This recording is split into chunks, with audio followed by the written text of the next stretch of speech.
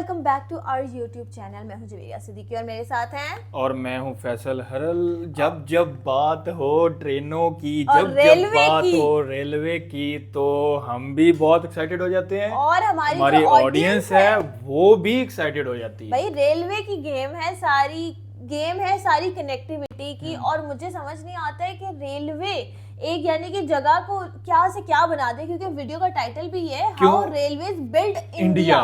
वो ये नहीं कह रहे कि इंडिया में रेलवे बिल्ड हुई है, वो ये कह रहे हैं कि इंडिया जो है वो रेलवे की वजह से यहाँ पहुंचा है जहाँ आज पहुंचा हुआ है। क्यों सुने, हाँ। हर चीज जो इधर उधर चल फिर रही है हाँ। ना, उसमें रेलवे का बहुत ज्यादा किरदार होता है। जैसे कि एक तो होती है ना सिटी टू सिटी, एक होती है मतलब कि एक स्टेट से प्रोविंस, दूसरे स्टेट से हाँ, स्टेट, हमारा एक प्रोविंस सिटी होता के है, अंदर चल रही उनका है। स्टेट होता है। हाँ, उधर स्टेट चल रहे हैं, तो स्टेट टू स्टेट हाँ। गुड्स की ट्रांसफर, लोगों का इधर से उधर जाना, एग्रीकल्चर, उसमें जितनी प्रोडक्ट्स होती हैं वो हाँ। सारी जाती हैं थ्रू ट्रेन्स एंड रेलवे के जरिए। लेकिन अब पता ये करना है कि ये रेलवे स्टार्ट कैसे हुआ और इंडिया की जो मईशत है जिसको हम इकोनॉमी कहते हैं उसको इस रेलवे ने किस तरह से सपोर्ट किया है। मतलब एक कितना बड़ा फैक्टर है ये कि आपका और हमारी एक रेलवे है जिसने यानी कि बेड़ा गर्क कसारे में चल रही है, कसारे में चल रही है। तो जो वीडियो को हम देखेंगे ना, और बस तो वीडियो को देखने के बाद हम बहुत डिटेल में उसके बारे में बात भी करेंगे, अपनी ओपिनियंस भी शेयर करेंगे आप लोगों के साथ, कुछ हमारी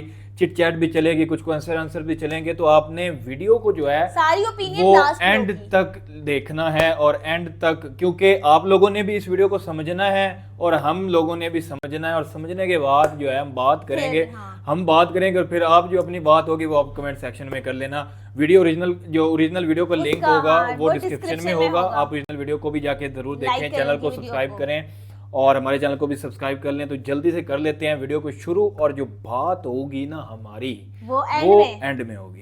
ये है इंडियन रेलवे, दुनिया का बिजिएस्ट और चौथा सबसे बड़ा रेल नेटवर्क। चौथा बड़ा किलोमीटर फैले नेटवर्क में हर साल 844 करोड़ पैसेंजर्स ट्रैवल करते हैं। सिर्फ रशिया, चाइना और यूएसए के नेटवर्क्स इंडिया से बड़े हैं, और राइडरशिप के मामले में इंडिया सबको पीछे छोड़ देता है।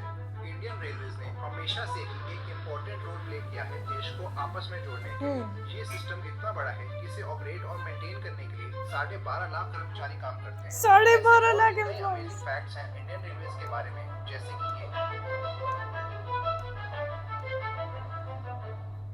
आज इंडियन रेलवेज को सेंट्रल गवर्नमेंट की मिनिस्ट्री ऑफ रेलवेज ऑपरेट करती है, मगर शुरुआत से ऐसा नहीं था। इसकी हिस्ट्री काफी इंटरेस्टिंग है। आज से 185 इयर्स पहले 1837 में पहली रेलवे लाइन बनी थी इंडिया में। ये मद्रास के रेड हिल स्टेशन से चिंताद्री परेड ब्रिज तक जाती थी, 18 से 20 किलोमीटर लंबी। इसको सिर्फ रोड बिल्डिंग मटेरियल को ट्रांसपोर्ट करने के लिए बनाया था, इसलिए इसको अबैंडन कर दिया गया 1845 से पहले ही, खुलने के 8 साल के अंदर। इसमें किसी पैसेंजर ने ट्रैवल नहीं किया। अच्छा, 1845 में गोदावरी कंस्ट्रक्शन की चीजें, इसकी कंस्ट्रक्शन में सामान लाने ले जाने के लिए भी एक रेलवे लाइन बनाई गई थी। अगले कुछ सालों में ऐसी कई और रेल लाइंस बनाई गई देश की अलग अलग कंस्ट्रक्शन साइट्स पर। ब्रिटेन और यूरोप के दूसरे देशों में पैसेंजर रेलवेज की सक्सेस के बाद इंडिया में भी पैसेंजर रेलवेज बनाने के प्रपोजल्स रखे गए 1840s में। बैंक्स, इन्वेस्टर्स, शिपिंग कंपनीज और लोगों ने काफी इंटरेस्ट दिखाया जब गोरा राज करता था कंपनीज को अलाउ कर ईस्ट इंडिया कंपनी रेलवेज बनाने के लिए गवर्नमेंट की निगरानी में। 8 मई 1845 को इंडिया की पहली रेलवे कंपनी का जन्म हुआ, मद्रास रेलवे कंपनी। इसको फॉलो करते हुए ईस्ट इंडियन रेलवे कंपनी देखा वो बाद में आई थी। ईस्ट इंडियन कंपनीज की शुरुआत हुई, मद्रास पहले आई थी। कंपनीज काफी कारगर साबित हुई। इन्होंने देश के अलग अलग हिस्सों में पैसेंजर रूट्स बनाए और ऑपरेट किए कई सालों तक। इसी दौरान रेलवे कंपनीज और सपोर्टर्स ने ब्रिटिश पार्लियामेंट में मांग रखी कि एक नया गारंटी सिस्टम बनाया जाए, जिसमें कोई भी कंपनी जो इंडिया में रेलवे लाइंस बनाएगी उनको एक minimum rate of interest guarantee किया जाएगा उनकी इन्वेस्टमेंट पर। ब्रिटिश पार्लियामेंट ने ये बात मान ली और 17 अगस्त 1849 में गारंटी सिस्टम को फाइनलाइज कर दिया गया। इस सिस्टम को फॉलो किया ईस्ट इंडिया कंपनी ने, जो तब इंडिया पर रूल कर रही थी। गारंटी सिस्टम के अंतर्गत रेलवे कंपनीज को फ्री में लैंड मुहैया कराया जाएगा, सालाना 5% रेट ऑफ रिटर्न दिया जाएगा, और अगर कोई भी रेल कंपनी इस वेंचर से किसी भी समय निकलना चाहती है तो उसे मुआवजे के साथ जाने दिया जाएगा। इससे एक सेफ्टी नेट मिल गया कंपनीज को। अगर उनको किसी रूट में काफी लॉस होता है तो वो उसे गवर्नमेंट को बेच सकते हैं, कभी भी गवर्नमेंट को रूट खरीदना ही पड़ेगा। ऐसी रेलवे लाइंस को गारंटीड रेलवेज कहा जाता था। ये एक बड़ा रीजन था देश में फ्यूचर रेलवे नेटवर्क की क्विक ग्रोथ के पीछे। इंडिया की पहली पैसेंजर ट्रेन चली थी 16 अप्रैल 1853 1853 को। बोरी बंदर स्टेशन से थाने तक। ये 34 किलोमीटर लंबा रूट था जिस पर 14 डब्बों की ट्रेन चली थी, 3 स्टीम लोकोमोटिव्स के साथ। इनके नाम थे साहिब, सिंध और सुल्तान। 400 लोगों ने इस पर यात्रा की थी और थाने से बोरी बंदर तक 1 घंटा 15 मिनट लगे थे। इस रूट को great Indian peninsula railway company ने बनाया और ऑपरेट किया था। ब्रॉड गेज ट्रैक्स का इस्तेमाल किया गया था इसमें, 5 फीट 6 इंचेस विड्थ के, जो कि इंडिया में ट्रेन ट्रैक्स का कॉमन साइज बन गया। आज देश के 94% ट्रैक्स ब्रॉड गेज हैं। 3 टाइप के गेजेस जो इंडियन रेलवेज में कॉमनली यूज होते हैं वो हैं ब्रॉड गेज, मीटर गेज और narrow gauge. Recently standard gauge भी यूज होने लगा है इंडिया में। 4 जिसके अलग-अलग फायदे होते हैं, जैसे कि नैरो गेज रेलवे की कंस्ट्रक्शन कॉस्ट कम होती है छोटे ट्रैक्स होने की वजह से। इसके लिए ब्रिजेस, टनल्स और स्टेशंस छोटे बनाए जाते हैं। साथ ही छोटे रोलिंग स्टॉक्स यूज होते हैं इसमें। इनको माउंटेनस ट्रेन में भी इसलिए बनाया जाता है, जैसे कि इंडिया की कालका शिमला रेलवे नैरो गेज पर बनी है, 2 फीट 6 इंच चौड़ी। सेम रीजन है कि ब्रॉड गेज ज्यादा एक्सपेंसिव होते हैं बनाने के लिए, मगर इनमें ज्यादा स्पीड्स और कैपेसिटी भी होती है, तो हाई ट्रैफिक वाले रूट्स के लिए इनको यूज किया जा सकता है। आज वर्ल्ड के ज्यादातर देश स्टैंडर्ड गेज का इस्तेमाल करते हैं, मगर इंडिया में स्टार्टिंग से ही ब्रॉड गेज इस्तेमाल हुआ, इसलिए अभी तक वही कंटिन्यू होता रहा है। इसके बावजूद इंडिया आजकल स्टैंडर्ड गेज को अपना रहा है, क्योंकि उसके रोलिंग स्टॉक्स और टेक्नोलॉजीज में ज्यादा ऑप्शंस मिलते हैं वर्ल्ड वाइड। जो भी नई मेट्रो लाइंस और दिल्ली RRTS बनाया जा रहा है, उनमें स्टैंडर्ड गेज इस्तेमाल किया जाने लगा है। 1800s में वापस आते हैं। बोरी बंदर स्टेशन काफी पॉपुलर साबित हुआ लोगों के बीच, उसका उपयोग कैपेसिटी से ज्यादा बढ़ गया, इसलिए 1878 में उसको तोड़कर बड़ा स्टेशन बनाया गया ज्यादा प्लेटफॉर्म्स के साथ। ये था विक्टोरिया टर्मिनस, जो 1888 में खुला था। आज भी ये स्टेशन ऑपरेशन ये तो मैंने देखा हुआ है, महाराज टर्मिनस के नाम से। 1996 ये तो इतना फेमस हाँ, है, बहुत फेमस बहुत है। फेमस है। हर मूवी में देखा है मैंने आज ये। भी ये लाइन इंडिया के बिजिएस्ट रूट्स में से एक है। वो भी तो कह रहे हैं। इंटरसिटी ट्रेन्स के अलावा मुंबई लोकल की हार्बर और सेंट्रल लाइंस भी चलती हैं इस पर। इस लाइन से इंडिया में शुरुआत हुई पैसेंजर ट्रेन ट्रैवल की और नए रूट्स काफी स्पीड से बनने लगे। मई 1854 में बॉम्बे थाने लाइन को एक्सटेंड किया गया कल्याण तक। इसके लिए थाने क्रीक पर देश का पहला रेलवे ब्रिज बनाया गया और पारसिक हिल में देश की पहली रेलवे टनल बनाई गई। 15 अगस्त 1854 को ईस्टर्न इंडिया की पहली पैसेंजर ट्रेन चली हावड़ा से हुगली तक। इस 39 किलोमीटर के रूट को ईस्ट इंडिया रेलवे कंपनी ने बनाया और ऑपरेट किया। हावड़ा स्टेशन उस समय सिर्फ एक टिन शेड था सिंगल प्लेटफॉर्म के साथ, मगर आज ये देश का सबसे बड़ा और बिजिएस्ट ट्रेन स्टेशन है 23 प्लेटफॉर्म्स के साथ। इसके अलावा ये दुनिया का 6th बिजिएस्ट स्टेशन भी है, 10 लाख दुनिया का पैसेंजर्स 6th और 600 डेली ट्रेन्स के साथ। 1 जुलाई 1856 को साउथ इंडिया की पहली ट्रेन चली थी रायापुरम वयारसपड़ी से मलाजा रोड तक। ये 97 किलोमीटर लंबा रूट है, जिसे मैड्रास रेलवे कंपनी ने बनाया था। इन तीनों कंपनीज की सक्सेस को देखकर दर्जनों नई कंपनीज की एंट्री हुई इस इंडस्ट्री में, जैसे कि बहुत साउथ बड़ी है इंडियन ना railway, railway Bombay industry. Central India railway, east Bengal Baroda railway और नॉर्थ वेस्टर्न रेलवे। ये ज्यादातर देश के अलग-अलग भागों में ऑपरेट करती थी। 3 मार्च 1859 को नॉर्थ इंडिया की पहली ट्रेन चली थी इलाहाबाद से कानपुर तक। ये 180 किलोमीटर लंबा route east Indian railway company ने बनाया था।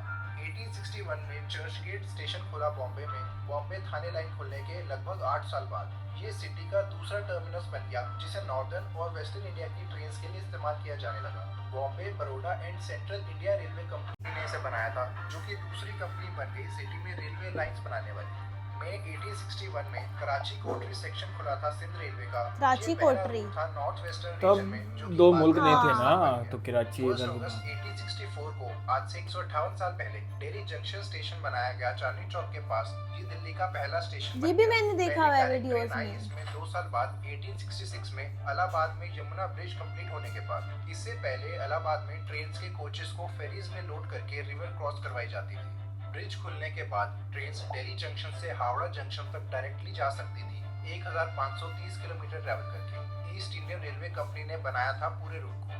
1864 में ही बैंगलोर कैंटोनमेंट से जोलारपेटाई वाला रूट भी शुरू किया मैड्रास रेलवे कंपनी ने। इसकी लंबाई थी 149 किलोमीटर। 1865 में सिंध रेलवे और पंजाब रेलवे ने मुल्तान लाहौर अमृतसर रूट कंप्लीट किया और मुल्तान लाहौर अमृतसर रूट भी पूरा किया।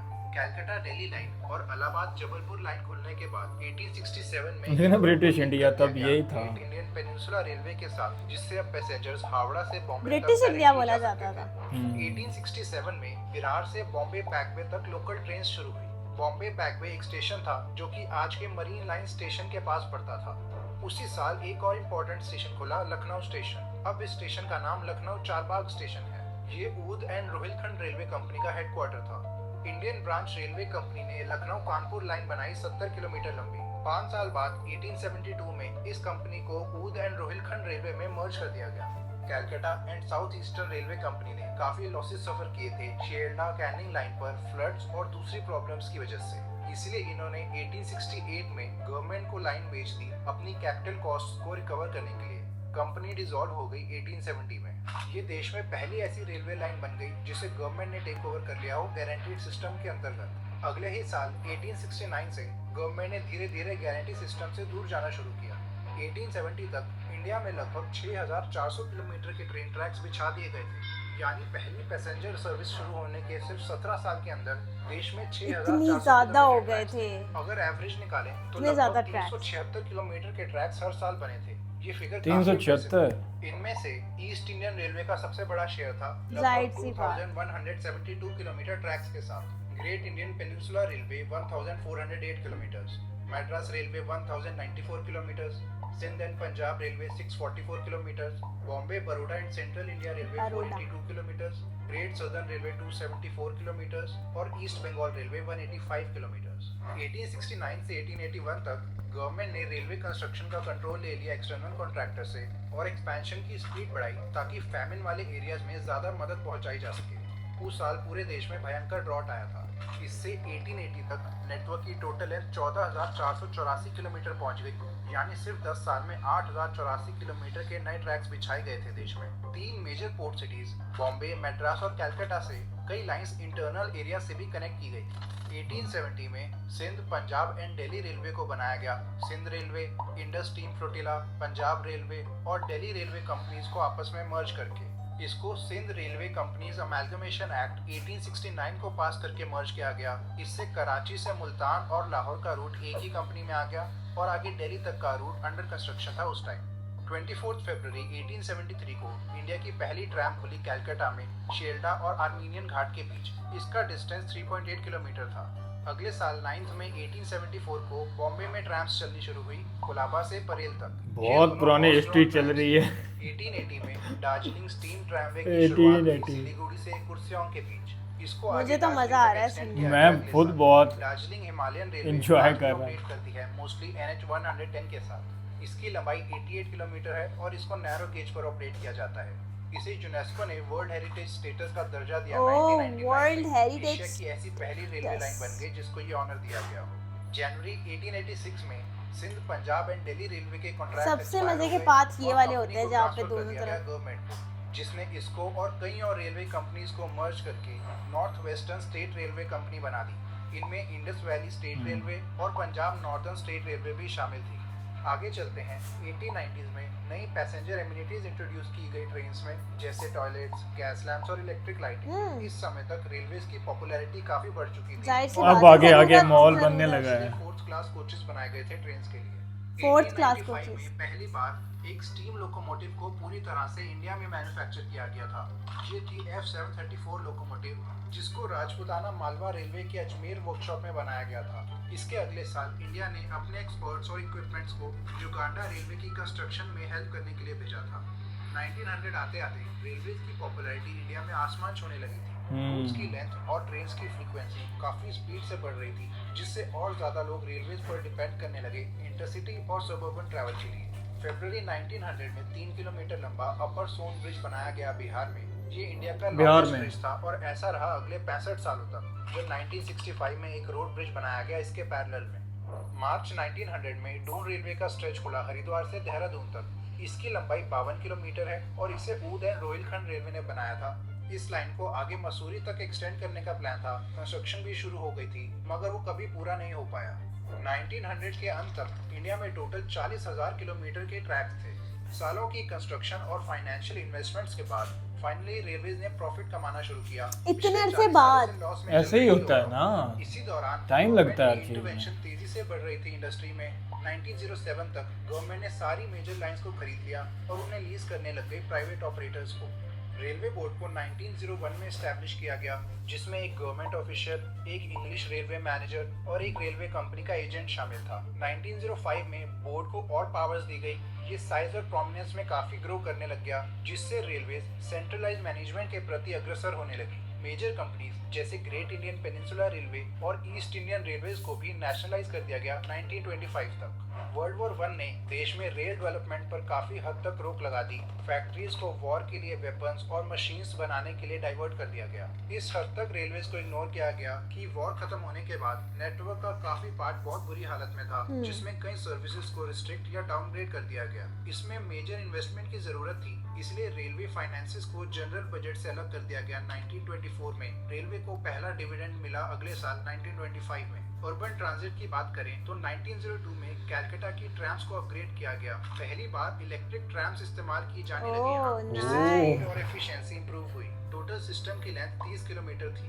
9 नवंबर 1903 को 96.5 किलोमीटर लंबी कालका शिमला रेलवे खुली। ये हिमालय की फुटहिल से शुरू होकर 276 मीटर्स की एलिवेशन तक हिमालय की मिसालें दी जाती थी। दूसरी टॉय ट्रेन। इसमें नैरो गेज ट्रैक्स का इस्तेमाल किया गया है और आज भी ऑपरेशनल है। यूनेस्को ने इसे वर्ल्ड हेरिटेज स्टेटस का दर्जा दिया 2008 में। इंडिया की तीसरी UNESCO world heritage railway line है नीलगिरी माउंटेन रेलवे। ये 46 किलोमीटर लंबी लाइन है कूनूर से ऊटी तक, जो कि इसे 4 साल पहले खुली थी 1899 में। 24 फरवरी 1914 को एक और अचीवमेंट मिली रेलवे को, जब देश का पहला सी ब्रिज खुला। सी ब्रिज, ये हुई ना बात। से कनेक्ट करता है। पाम्बन ब्रिज कंक्रीट पियर्स पर बना है, जिसके बीच में एक 88 मीटर लंबा डबल लीफ बैथफ्यूल सेक्शन है, जो कि बीच में से खुल जाता है शिप्स के जाने के लिए। ये एक वो ऐसे हो जाता है बिल्कुल। 74 सालों में सिर्फ यही एक ब्रिज कनेक्शन था रामेश्वरम और मेनलैंड के बीच। फाइनली 1988 में रोड ब्रिज खुला इसके पैरेलल में। 3 फरवरी 1925 को इंडिया की पहली इलेक्ट्रिक पैसेंजर ट्रेन चली बॉम्बे के विक्टोरिया टर्मिनस से कुर्ला तक। इसमें 1500 वोल्ट डीसी करंट इस्तेमाल हुआ था ओवरहेड ट्रैक्शन की मदद से। इससे एक नया दौर शुरू हो गया इलेक्ट्रिफिकेशन का। धीरे धीरे सारी लाइंस को इलेक्ट्रीफाई किया जाने लगा। दिल्ली जंक्शन मेन स्टेशन था दिल्ली का। ये 4 रेलवे कंपनीज को सर्व करता था: East Indian railway, north western railway, Oudh and Rohilkhand railway और Bombay Baroda and central India railway. फिर जब ब्रिटिश राज ने अपनी कैपिटल कैलकाटा से न्यू दिल्ली शिफ्ट कर ली, तब उन्हें एक नए स्टेशन की जरूरत पड़ी। इसीलिए न्यू दिल्ली रेलवे स्टेशन बनाया गया, पुराने स्टेशन से 3 किलोमीटर दूर। ये 1926 में खुला और कई रूट्स को इधर शिफ्ट कर दिया गया पुराने स्टेशन से। पहले जो दिल्ली आगरा की रेलवे लाइन थी वो ऐसे जाती थी, मगर न्यू दिल्ली प्लान के अंडर यहाँ पर वॉर मेमोरियल बनाया जाना था, जिसे अब इंडिया गेट कहते हैं। इसलिए ईस्ट इंडियन रेलवे कंपनी ने इस लाइन को शिफ्ट कर दिया यमुना के पास। ये नया रूट खुला 1924 में, जो कि अभी भी ऑपरेशनल है। 1929 तक पूरे रेलवे नेटवर्क की लेंथ हो गई थी 66,000 किलोमीटर की, और ये अप्रॉक्सीमेटली 62 करोड़ पैसेंजर्स और 90 करोड़ टन्स का कार्गो एक साल में कैरी करने लगी थी। ब्रिटिश राज के आखिरी दिनों में इकोनॉमिक डिप्रेशन आ गया वॉल स्ट्रीट क्रैश के कारण, जिससे रेलवेज की फंडिंग में कटौती देखने को मिली। वर्ल्ड वॉर 2 ने भी रेलवे डेवलपमेंट में रोक लगा दी, क्योंकि वैगन्स को मिलिट्री वर्ल्ड वॉर 2 स्टार्ट हो गया। जाहिर सी बात है कि उनको वहां पे भेजना था, वहां पे भी तो हेल्प आउट करना था। बनाने के लिए ऑर्डर दे दिया गया था। 1947 में इंडिपेंडेंस और पार्टीशन का बड़ा असर पड़ा रेलवेज पर। 2 बड़े सिस्टम्स, असम बंगाल रेलवे और नॉर्थ वेस्टर्न रेलवे, दोनों का काफी पार्ट न्यूली इंडिपेंडेंट इंडिया में नहीं रहा। नॉर्थ वेस्टर्न रेलवे का लगभग 2955 kilometre route east Punjab railway बन गया, जो इंडिया में आया, और 8070 किलोमीटर का रूट वेस्ट पाकिस्तान में। जोधपुर रेलवे का कुछ हिस्सा वेस्ट पाकिस्तान में चला गया, जैसे कि जोधपुर हैदराबाद लाइन का पार्ट। असम बंगाल रेलवे का 2603 किलोमीटर रूट ईस्ट पाकिस्तान में चला गया। पार्टीशन से ह्यूमन हिस्ट्री का लार्जेस्ट माइग्रेशन शुरू हुआ। 2 करोड़ रेफ्यूजीज को अपना घर छोड़ना पड़ा नए देश जाने के लिए। इस मास मूवमेंट में रेलवेज ने काफी बड़ा रोल निभाया। ओवरलोडेड ट्रेन्स सबसे बड़ी माइग्रेशन है, यहाँ से वहाँ से। पार्टीशन का रेलवे मैनेजमेंट पर भी असर पड़ा। डेली वर्क, एसेट्स और स्टाफ को भी 2 सिस्टम्स में बांटा गया। ट्रैफिक पैटर्न्स काफी चेंज हुए, जैसे कराची से नॉर्दर्न इंडिया के बजाय अब सारा ट्रैफिक बॉम्बे से जाने लगा, क्योंकि ज्यादातर इंटरनेशनल ट्रैवल शिप्स और पोर्ट से ही होता था। जम्मू एंड कश्मीर का ट्रैफिक लाहौर से होते हुए जाता था, अब डायरेक्टली दिल्ली से जाने लगा। 42 सेपरेट रेलवे सिस्टम्स थे, जिसमें से 32 लाइंस प्रिंसली स्टेट्स की थी, उनको भी बांटा गया। पार्टीशन से आसाम रेलवे कट ऑफ हो गया था बाकी नेटवर्क से, इसीलिए 1950 में आसाम रेल लिंक बनाया गया इसे कनेक्ट करने के लिए। ये 229 किलोमीटर का रूट है, जिसे 2 साल लगे थे बनने में। ईस्ट और वेस्ट पाकिस्तान का रेलवे नेटवर्क हटाने के बाद इंडिया के पास 53,596 किलोमीटर का टोटल रेल नेटवर्क बचा। 1971 में बांग्लादेश बनने के बाद पाकिस्तान ईस्टर्न रेलवेज को बांग्लादेश रेलवेज बना दिया गया। इंडिपेंडेंस के समय इंडिया के 3 टाइम जोन्स थे, Indian standard time, Calcutta time और बॉम्बे टाइम। रेलवेज भी इनको फॉलो करती थी अपनी शेड्यूलिंग के लिए। कैलकाटा टाइम जोन 1948 तक जारी रहा और बॉम्बे टाइम जोन 1955 तक। तब से पूरे देश में एक ही टाइम जोन है, इंडियन स्टैंडर्ड टाइम। 1951 तक इंडिया में रेलवेज का लगभग सारा रूट सेंट्रल गवर्नमेंट ने अपने अंडर ले लिया था। जो भी प्राइवेट कंपनीज थी उनसे रूट को खरीद लिया गया। वेस्ट बंगाल की गवर्नमेंट ने कैलकाटा ट्रामवेज कंपनी को टेक ओवर कर लिया, जिससे सारी ट्रैम्स उनके अंडर आ गई। इसके बाद पूरा रेलवे नेटवर्क रीऑर्गेनाइज किया गया रीजनल जोन्स में। आज टोटल 18 जोन्स हैं इंडियन रेलवेज में और कोंकण रेलवे है अलग से। इंडियन रेलवेज ने अगले कुछ सालों में कई कदम उठाए मॉडर्नाइजेशन की तरफ। मॉडर्नाइजेशन, ये वो पॉइंट है। गया नई state of the art train से 1956 में पहली फुली एयर कंडीशन ट्रेन चलाई गई हावड़ा से दिल्ली के बीच। कई लाइंस को इलेक्ट्रीफाई किया गया जो कि पहले स्टीम और डीजल इंजन से चलती थी। इनमें 25 किलोवोल्ट एसी ट्रैक्शन को इस्तेमाल किया गया। हमारी तभी भी बहुत डीजल से चलती है, डीजल इंजन। 1960s में कोयले दिल्ली से और बॉम्बे की ट्रैम्स को बंद कर दिया गया। सैडली धीरे धीरे सारी सिटीज में ट्रैम्स बंद हो गई फाइनेंशियल प्रॉब्लम्स और कंजेशन के कारण। आज देश में सिर्फ कोलकाता ट्रैम्स ऑपरेशनल है। 1966 से कंटेनराइज्ड फ्रेट सर्विस की शुरुआत हुई। पहली ट्रेन चली थी बॉम्बे से अहमदाबाद तक। 1969 में राजधानी ट्रेन की शुरुआत हुई। पहली ट्रेन चली थी न्यू दिल्ली से हावड़ा जंक्शन तक। इसमें 17 घंटे 20 मिनट लगे। 1976 में इंडिया और पाकिस्तान के बीच पहली ट्रेन चली समझौता एक्सप्रेस से लाहौर तक। 1980s में स्टीम लोकोमोटिव्स को पूरी तरह से फेज आउट कर दिया गया, स्पेशली 1970s के एनर्जी क्राइसिस के बाद। लगभग 4500 किलोमीटर के ट्रैक्स को इलेक्ट्रीफाई किया गया था। एनर्जी क्राइसिस भी तो है ना, नहीं जैसे आपने बताया कोल वगैरह। शुरुआत हुई जब पहला मेट्रो सिस्टम खुला कैलकाटा में। ये 3.4 किलोमीटर लंबा रूट था एस्प्लेनेड से भवानीपुर के बीच। अक्टूबर 1984 में खुला था। इसमें 5 स्टेशंस थे। 1980s और 90s में इकोनॉमिक स्टैग्नेशन और पॉलिटिकल इश्यूज की वजह से नेटवर्क की ग्रोथ काफी स्लो हो गई। इसके बावजूद 1988 में तब इंडिया की फास्टेस्ट ट्रेन की शुरुआत हुई, शताब्दी एक्सप्रेस 130 किलोमीटर पर आवर की मैक्सिमम स्पीड के साथ। पहली ट्रेन न्यू दिल्ली से झांसी तक गई थी। मार्च 1993 में एक important railway line Konkan railway का पहला पार्ट खुला उडुपी से मैंगलोर तक। 1998 तक पूरा रूट खुल गया। ये 740 किलोमीटर की विशाल लाइन है 72 स्टेशंस के साथ, जो कि इंडिया के वेस्टर्न कोस्ट को बाकी देश से जोड़ती है। महाराष्ट्र, गोवा और कर्नाटका से होते हुए जाती है। इंडियन रेलवेज की हिस्ट्री में कोंकण कोस्ट पर कोई भी रेलवे लिंक नहीं बन पाया था जो कि इसकी कोस्टल सिटीज और टाउन से कनेक्ट करता हो। मुंबई और मैंगलोर के बीच कोई डायरेक्ट रूट नहीं था। ब्रिटिश कंपनीज भी इसको नहीं बना पाई थी 1947 से पहले, क्योंकि यहाँ काफी टफ टेरेन है। एक तरफ वेस्टर्न घाट्स हैं और दूसरी तरफ अरेबियन सी। इसीलिए इसके पूरे रूट में 2000 से ज्यादा ब्रिजेस और 91 टनल्स बनाई गई। ये काफी सीनिक रूट है और इससे गोवा, मैंगलोर और कोची बेटर कनेक्ट हो गए हैं नॉर्दर्न और वेस्टर्न इंडिया से। इसे बनाने के लिए एक नई स्टेट ओन्ड कंपनी एस्टैब्लिश की गई, Konkan railway corporation limited. Konkan railway यानी ये इंडियन रेलवेज के अंडर नहीं आती, बल्कि डायरेक्टली इंडियन गवर्नमेंट के अंडर आती है PSU होने की वजह से। ऐसा इसलिए किया गया क्योंकि उस समय इंडियन रेलवेज में फंडिंग की दिक्कत चल रही थी और कोंकण रेलवे को 3,500 करोड़ रुपए की जरूरत थी कंस्ट्रक्शन के लिए। इस प्रोजेक्ट को फंडिंग नहीं मिलती अगर ये अलग कंपनी ना होती तो।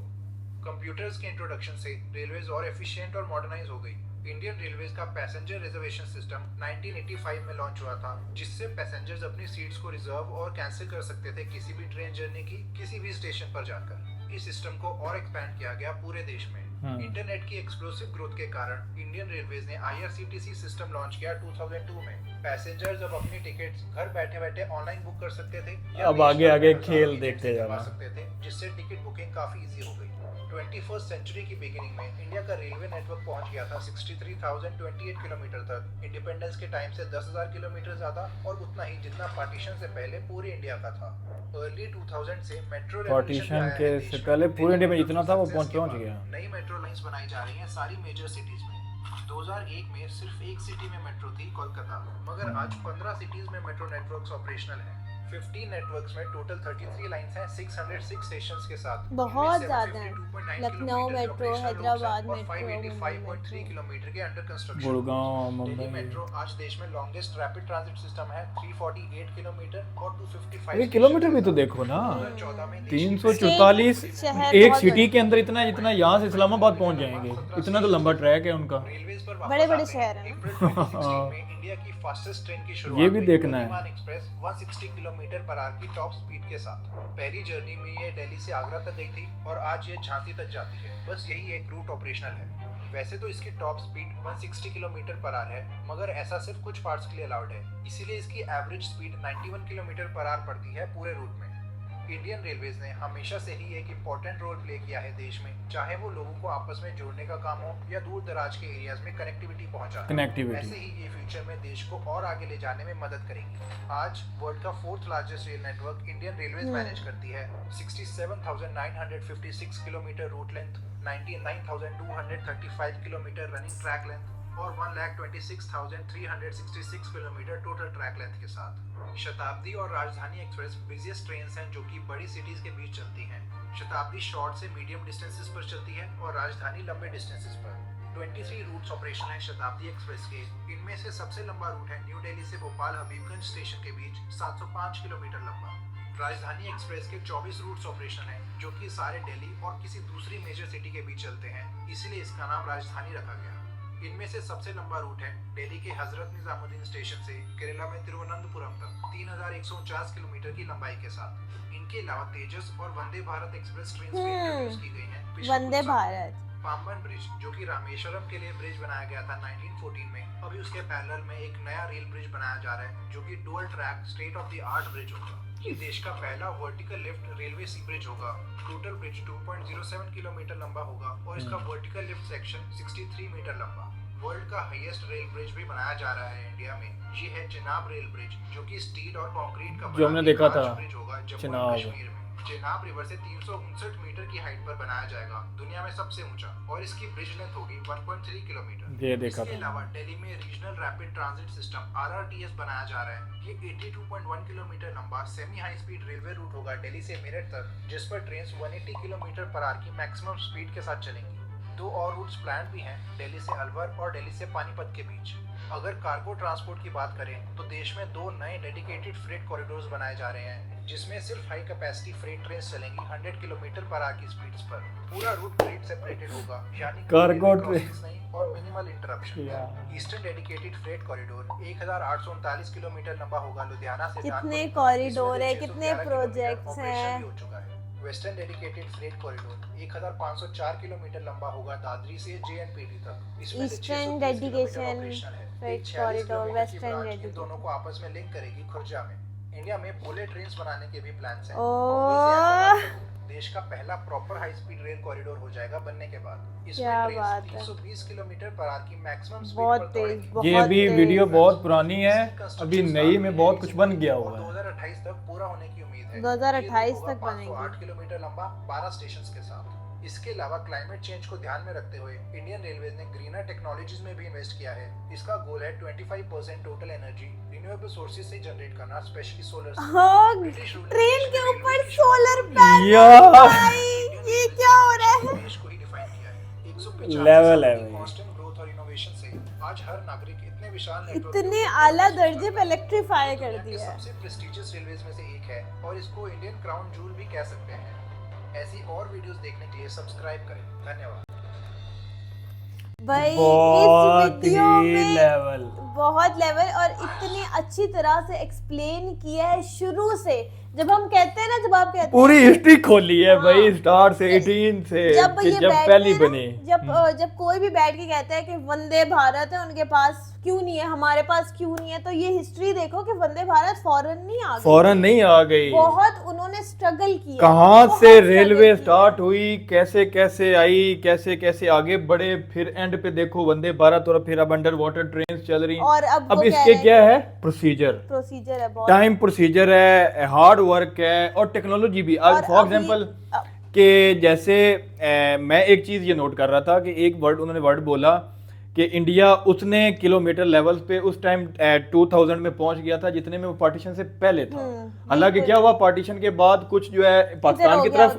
गया, किलोमीटर्स को इतने किलोमीटर बांग्लादेश चला गया, फिर भी उन्होंने आगे बढ़ते गए और उसको मजीद आगे करते गए, ज्यादा बढ़ाते गए, और देख लो आज दुनिया का चौथा। लेकिन एक बात, USA, चाइना, रशिया और इंडिया कोई फ्रांस नहीं आ रहा, कोई जर्मनी, कोई जर्मन नहीं, कोई जापान नहीं। भाई जापान, मुझे लगा था कि जापान की ट्रेन, जापान की गाड़ियां बहुत मशहूर है, बट जापान का नाम ही नहीं है इधर। अच्छा, एक और बात आपने नोट की है कि जब शुरू में ट्रेन्स बनना शुरू हुए, ट्रैक्स बनना शुरू हुए, तो रेवेन्यू जनरेट नहीं हो रहा था। तो वो जो सारा लग रहा था ना, वो लग रहा था, वो इन्वेस्ट हो रहा था, वो ब्रिटिश राज का भी लग रहा होगा और वो जो इंडिया की जो गवर्नमेंट थी उनका भी लग रहा होगा, और उन्होंने जेब से लगाए हैं तब तक। मतलब इतने बड़े बड़े ट्रैक्स बनाना, प्लेटफॉर्म्स बनाना इजी नहीं होता है। जाहिर है जब आप किसी चीज पे इन्वेस्टमेंट करते हो तो आपको सारा पैसा पहले लगा देना पड़ता है, फिर क्या है, फिर आहिस्ता आहिस्ता आहिस्ता आहिस्ता आपको वेट करना पड़ता है, फिर ग्रोथ होती है। बहुत ज्यादा वेट करने के बाद, बहुत साल गुजरने के बाद उसने रेवेन्यू जनरेट करना शुरू किया था। उन्होंने बड़े अरसे तक इन्वेस्ट करते रहे। मतलब कि आज अगर हम 2024 में रेलवे, इंडियन रेलवे की बात कर रहे हैं, तो इंडियन रेलवे से पीछे अगर की कहानी सुने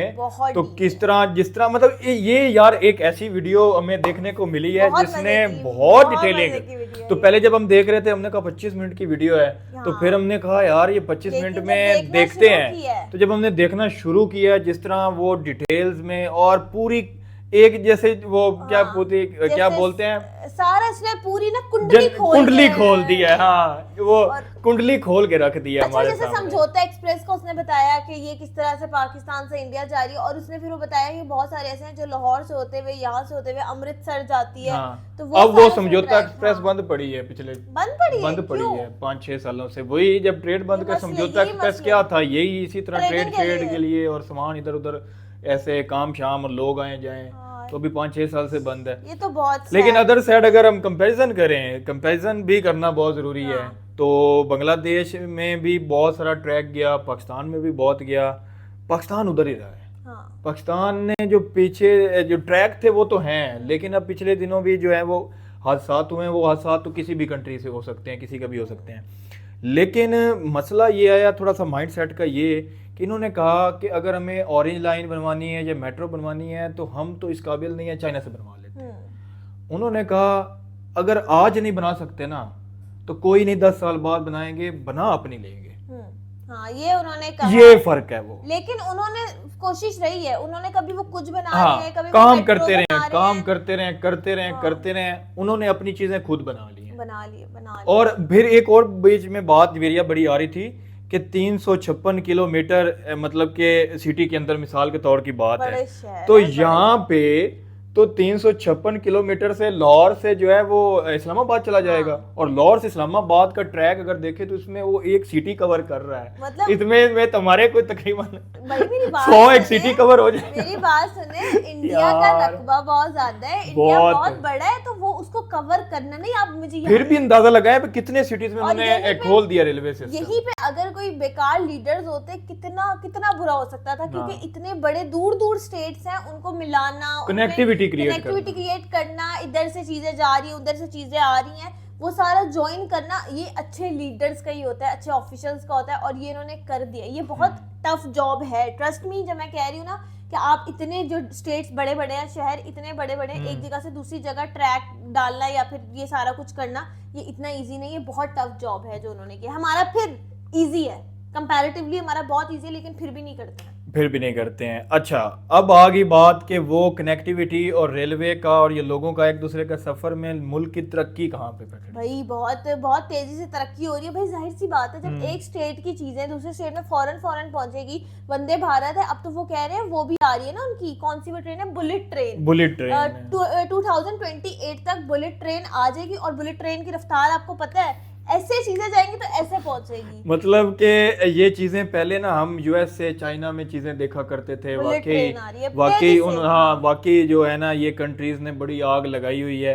लेकिन यार जो हमारे नेबर्स है ना, जो इंडिया वाले हैं, इन्होंने अखीर कर दी। अच्छा, वो आपने देखी थी वो? अच्छा, एक तो बात ये है ना कि मुझे आप पहले ये बताएं, पाकिस्तान में इलेक्ट्रीफाइंग ट्रेन्स नहीं है या है, कुछ है इलेक्ट्रीफाइंग तो नहीं है, लेकिन वो तो कह रहे हैं इंडिया वाले कि वो इतने अरसे से इलेक्ट्रीफाई की हुई, उन्होंने तो शुरू से ही। अच्छा, वो एक और चीज मुझे बीच में याद आ गई, वो सोलर वाली वो प्लेट्स ऊपर लगा दो, मतलब वो वहां से जो है वो जनरेट कर लेंगे। वो कह रहे हैं कि अब हमने जैसे आपने कहा ना कि यहाँ पे तो वो भी यूज किया जाता है, डीजल, कोल, हर चीज को बस जाया पे जाया करना है, लेकिन उन्होंने ऐसे किया है कि वो चीज दोबारा से, अब सनलाइट है आप आराम से उसको यूज कर सकते अब एक ट्रेन है उसके ऊपर वो सोलर प्लेट लगी होगी, सनलाइट से वो अगर अपनी जो है बिजली जनरेट करके खुद ही चल लेगी तो देख लो कितनी वो जो है। ट्रेन के ऊपर ही उन्होंने सोलर पैनल लगा दिए कि अब हमने अच्छा जब वो सोलर पैनल देखे ना ट्रेन के ऊपर तो एकदम से मैं कहता है क्या हो गया, ये तो तो दिमाग ट्रेन है के इनका। ऊपर भी जो है ना सोलर पैनल इलेक्ट्रीफाइंग लगा और मॉल बना दो, कम खर्चे में कम किराए में वो टिकट्स मिलेंगी। हाँ मतलब बहुत बेस्ट थी। और मुझे तो जितनी भी ट्रेन है सबसे मेरी फेवरेट ट्रेन तो भाई वंदे भारत है, ये तो सबको पता है और ये आई थिंक सबकी फेवरेट होगी, मेरी भी फेवरेट क्योंकि लेकिन अब उसके जो पीछे पूरी हिस्ट्री है वो तो आप लोगों ने देख ही लिया। देख लिए शुरुआत कहाँ से हुई थी भाई, बहुत कड़ी शुरुआत हुई थी और वो ईस्ट जो वो था कि उन्होंने भी अपना काफी काम किया, उन्होंने भी स्टार्ट तो गोरों ने ही ये चीजें की ब्रिटिश थी ने ना, भी बहुत ब्रिटिश पैसा इंडिया लगाया ने। है, ठीक है उनकी भी कुछ गलतियां थी, उन्होंने पैसा बहुत लगाया है इंडिया में, सब कॉन्टिनेंट में, पाकिस्तान में लगाया है, लेकिन इंडिया ने उनसे ज्यादा अपना किया है, हम उनसे ज्यादा अपना नहीं कर पाए। हम तो बस बनी बनाई चीजों पे ही बैठ गए ना कि चलो ये चीजें बनी हुई हैं और फिर उसी से ही अपनी जो रेलवे थी उस टाइम जो है 90s में हमारी रेलवे अच्छा रेवेन्यू जनरेट कर रही थी, आज वो रेलवे कसारे में है, मतलब कि जितना अब उसका लोग खर्च है उससे उसका रेवेन्यू कम लेकिन है। अब लोग जाते तो होंगे ही ना, जाती या फिर हैं ट्रेन चलती से, हैं प्लेन ट्रेन से। चलती हैं ट्रेन, वही जो गोरे के टाइम की चीजें थी, कुछ थोड़ा बहुत लग्जरियस चीजें लाई हैं ग्रीन वाली, कुछ है। हाँ बिजनेस क्लास और इकोनॉमिक क्लास, लेकिन जिसको कहते हैं ना गुजारा, एक होता है गुजारा एक होता है लेवल, तो ये है गुजारे पे वो है लेवल पे, फर्क ये है। खैर आप बताएं कि आपकी क्या ओपिनियन है इस वीडियो के बारे में और ये सारी इंफॉर्मेशन सुन के आपको कैसा लगा है।